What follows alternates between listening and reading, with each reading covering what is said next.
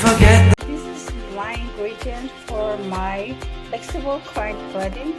This is the sweet corn, but it's white. Pwede rin gamitin yung yellow. Normally, yun ang ginagamit ko. At ito, ang red bell pepper, 1 large bell pepper. Ito, bali 4 corn yan, 4 fresh corn. At ito yung dalawang scallion, chop ko siya. Yung pinipin, medyo pinipino. Ang isang 1 jalapeno seeded, 2 garlic, minced garlic, 2 teaspoons of cornstarch, 3 eggs, and 1 cup of fresh milk. Yan po ang ating ingredients at ang ating gagamitin ay sa ating olive oil spray. Yan, mga friendship. Yan po ang ating mga ingredients sa ating corn vegetable pudding for today. Yan ang ating healthy recipe. At samahan niyo ako. Lutuin na natin. Guys, simulan na natin ang ating pagluluto. Yan. Tulit natin ang ating kawali. At simulan na natin igisa ang mga gulay. Lagyan natin ng mantika. Ito yung ginagamit namin. Vegetable oil spray, guys. Kainitin muna natin ng mantika bago natin igisa ang mga gulay. Ito ay masustansya rin itong recipe na to. Ayan guys, mainit na ating mantika. Sundan nyo ko. Ating muna-unahin ang garlic and bell pepper. Garlic. Ayan. Garlic.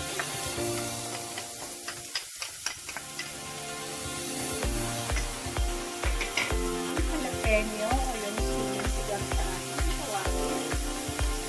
Ayan.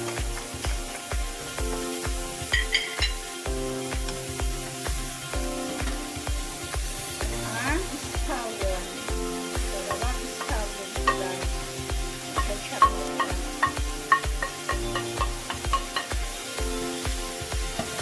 Haluin nyo. Luto siya mga 5 minutes. Haluin lang ng haluin natin.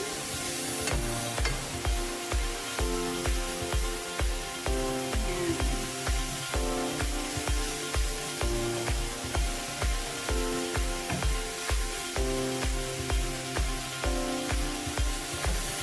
Haluin lang natin.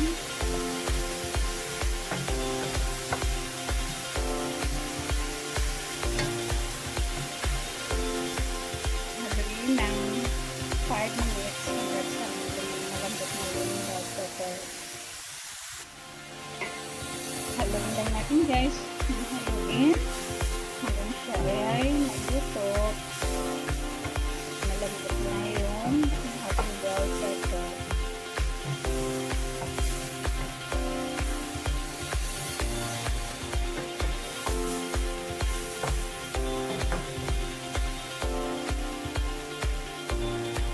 Yan guys, after 5 minutes, lagyan na natin yung ating mais.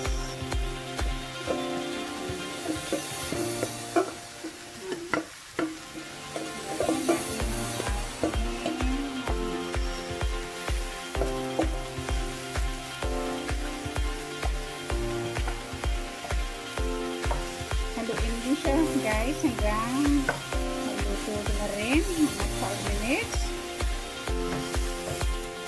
Ayan.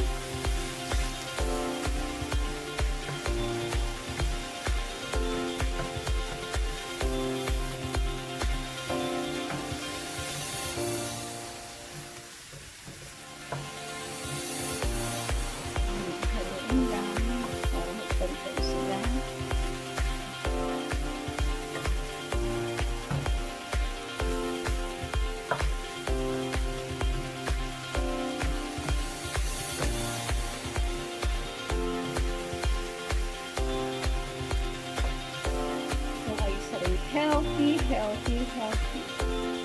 healthy recipe.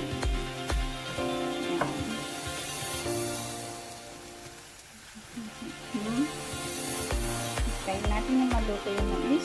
May after 5 minutes, maluluto na siya. Halo-halo lang natin guys.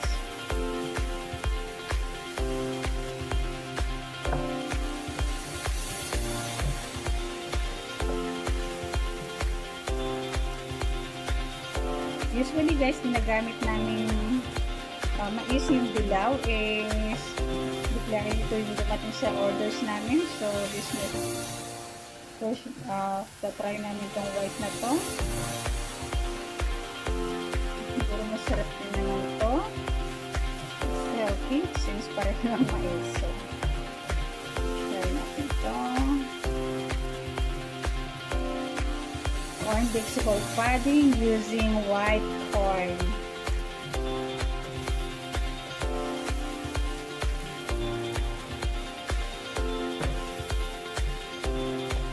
Usually nag-video, hindi ko lang siya nag-video. Pero ngayon ko lang siya nag-video kasi sometimes medyo rush yung oras.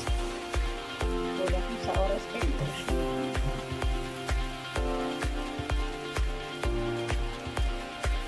Ayan guys, luto na siya. Atin na kung palalamigin muna.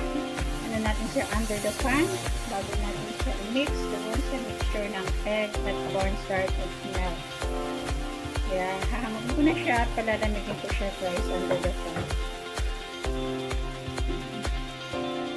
So guys, sasali na natin sa plato para mapalamig natin. Palamigin natin bago i-mix sa mixture, cornstarch milk mixture at egg.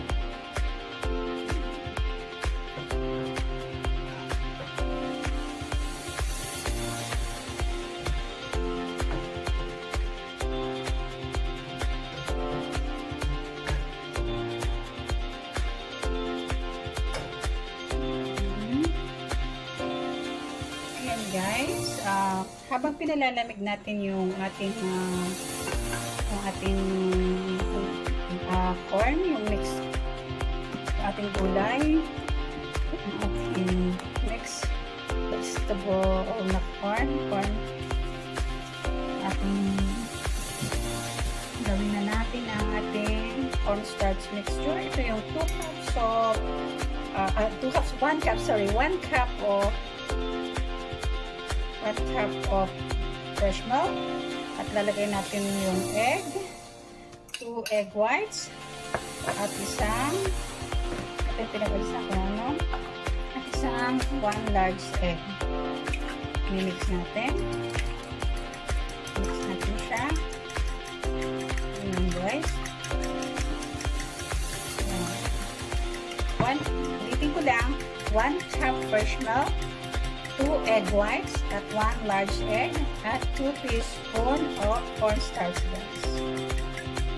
Tapos lalawak na natin.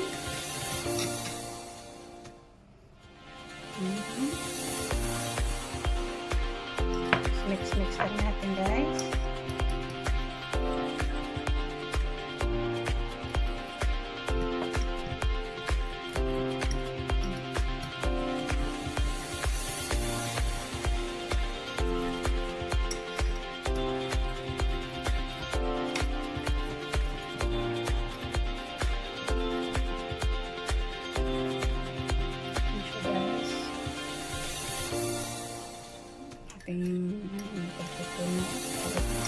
Ilang buong cornstarch.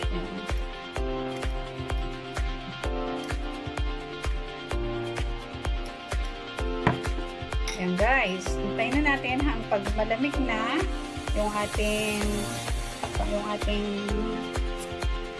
yung corn. Pag malamig na yon, yung mix corn natin, ito lang susunod natin procedure.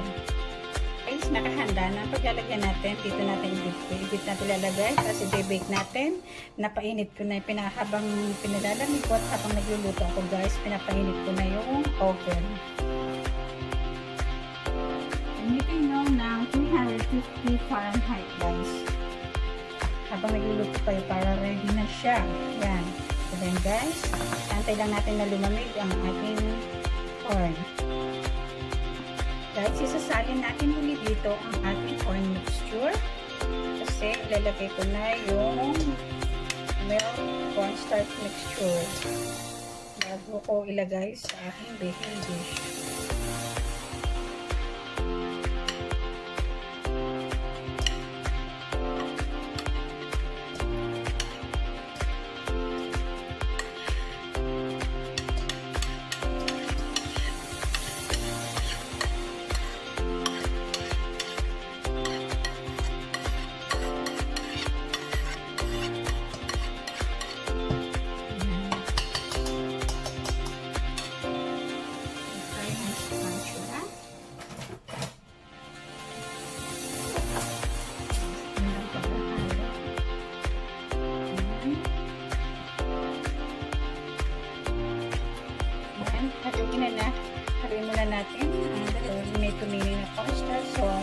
wait natin halo siya.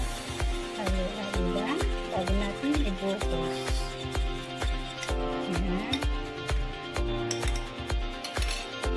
Buhos na natin. Unti-unti para magpantay ang ating pantay siya.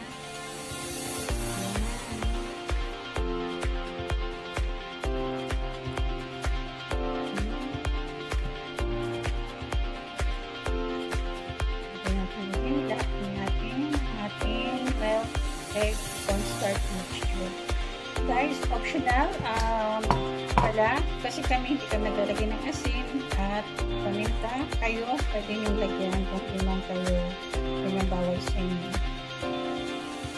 Dito lang kasi talagang hindi na gaano yung paminta kasi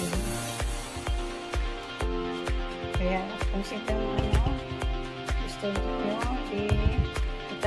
hindi naman bawal sa inyo, lagyan nyo rin pwede nyo rin pang pabasa rin. Yan, ating nang isasalin guys ating baking dish.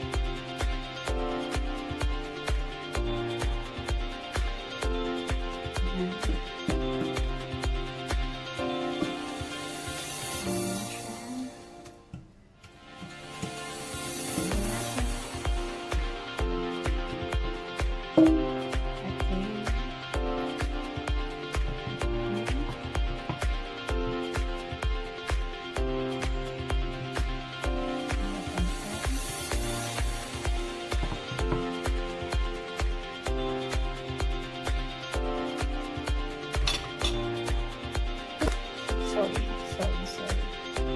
Guys, ayan. Ready na siya guys. Ready na natin i-bake. Pwede na siya natin i-bake. Ayan guys. Nilagay na natin sa oven.